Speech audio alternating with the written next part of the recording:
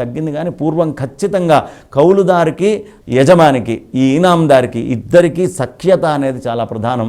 వీళ్ళు ఎంత సఖ్యంగా ఉంటే భూమాత అంత పులకరించి అంత గొప్ప గొప్ప ద్రవ్యాలని పంటల్ని ప్రపంచానికి అందిస్తూ ఉంటుంది. అప్పుడు సస్యము అనేటటువంటిది ఏర్పడుతుంది. కాబట్టి ఇలాంటి సంప్రదాయాలన్నీ కూడా మనం వదిలిపెట్టుకోకూడదు. ఇక్కడ అపార్ట్మెంట్లలో ఉన్న వాళ్ళైనా సరే పైన నీళ్లు పెట్టడం, కొంత ధాన్యం పైన చల్లడం లాంటివి చేస్తే పక్షులు సంతృప్తి చెందుతాయి. పక్షి పూజ చేయటం వల్ల కుటుంబం చాలా పక్షులు పిచ్చుకలు అనేవైతే ఇప్పుడు కనిపించకుండా పోతున్నాయి.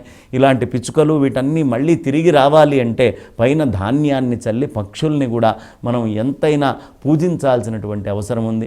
ఇంటికి వచ్చినటువంటి అల్లుళ్ళని కానీ ఇంటికి వచ్చినటువంటి కూతుర్ని కానీ ఎట్టి పరిస్థితుల్లో బంధువుల్ని కానీ ఈ కనుమ రోజు ముక్కనుమ రోజు కూడా పోనివ్వరు.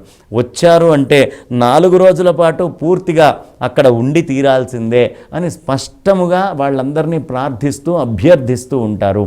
కాబట్టి ఇది ప్రధానమైనటువంటి అంశము.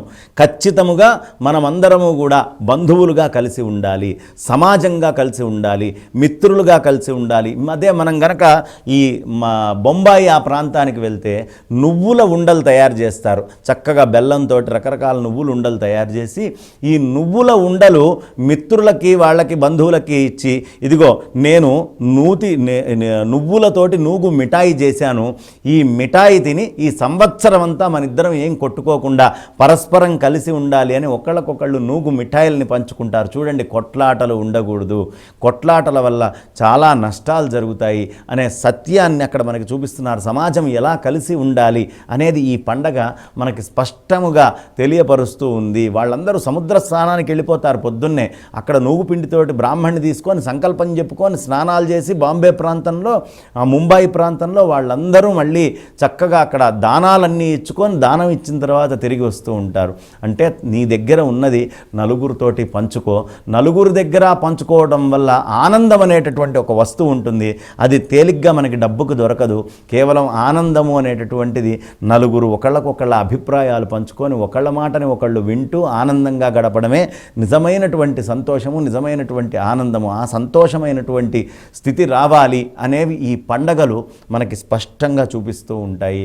కాబట్టి పండగ అనేటటువంటిది మన కుటుంబ కలయిక, మన సమాజ కలయిక. మొత్తము భారతదేశమంతా కూడా ఈ పండగని చాలా విశేషంగా జరుపుకుంటారు. కర్ణాటక ప్రాంతంలో చాలా విశేషంగా జరుపుకుంటారు.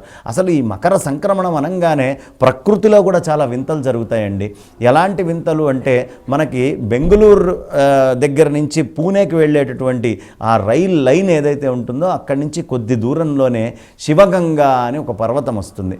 ఈ శివగంగా అనేటటువంటి పర్వతము చాలా విశేషమైనటువంటి పర్వతం. మనము తూర్పు వైపు నుంచి చూసామనుకోండి నందిలాగా ఉంటుంది, పశ్చిమం నుంచి చూసామనుకోండి వినాయకుడిలాగా కనిపిస్తుంది. అదే ఉత్తరం వైపు నుంచి చూస్తే నాగపాము ఆకారంలో ఉంటుంది. ఆ కొండ దక్షిణం నుంచి చూస్తే మనకి ఆ చక్కటి నంది రూపంగా కనిపిస్తుంది. కాబట్టి నందిగా, నాగువుగా, వినాయకుడిగా, శివలింగంగా ఇన్ని రూపాల్లో కనిపించేటటువంటి ఈ ప్రత్యేకమైనటువంటి కొండ 3000 అడుగుల ఎత్తు మీద ఉంటుంది భూమికి. ఏ రోజు మకర సంక్రమణం జరుగుతుందో, మకర సంక్రమణం జరిగిన రోజు పైన ఒక తొట్టి ఉంటుంది. ఆ తట్టిలో 40 ఔన్సుల నీళ్లు అది ఊరుతుందంటే సుమారు చెంబుడు నీళ్లు. బంగారపు చెంబులో ఆ నీళ్లని మొత్తాన్ని పట్టుకొని సగం నీళ్లు అక్కడ వేరే నీళ్లతోటి కలిపి జనానికి తీర్థంగా ఇస్తారు.